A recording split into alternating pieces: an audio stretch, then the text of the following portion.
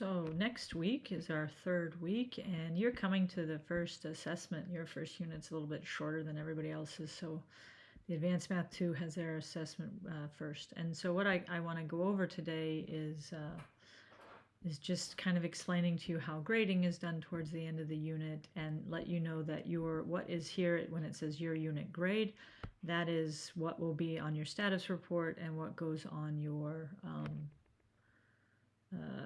why can't I think of the word transcript? What goes on your transcript.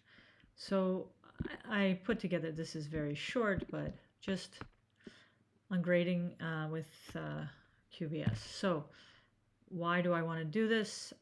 I was a little bit bummed that when I asked the question on my survey, I understood how I was being graded for each unit. I had 50 responses and 16% said they strongly disagreed. And then I had this little bit that was neutral.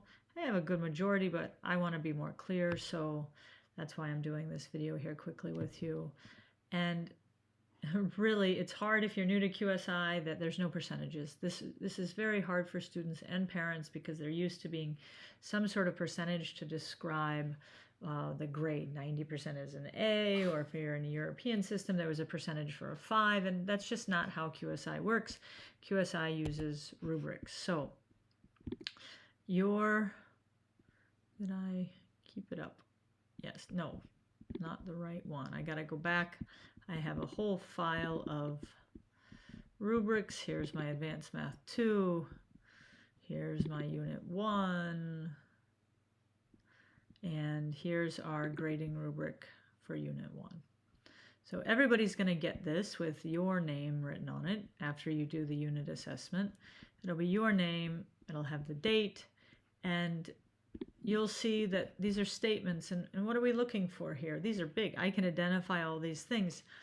You know, I'm probably not going to assess on the unit assessment you identifying every single one of those. I think I do a pretty good job with question 1.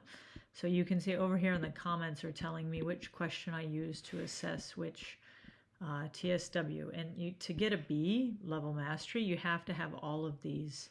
And what I usually use is this color orange. And if it's orange, it means you got that. And if it's not, then it's usually over here in comments that you didn't get that. And what I'll do is I'll say something like all TSWs masters except 2, and I'll say what you need to do. What I don't want you to do is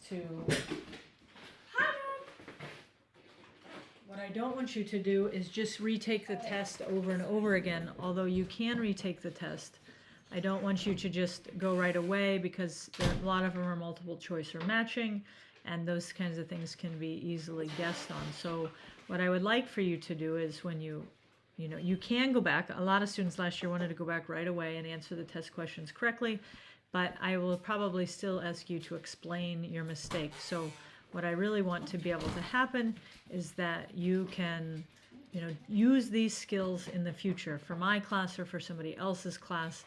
And it's really not just about the one assessment. It's about partially through my interactions, through your videos, through your tests, everything. I want to be confident to say you can do these things.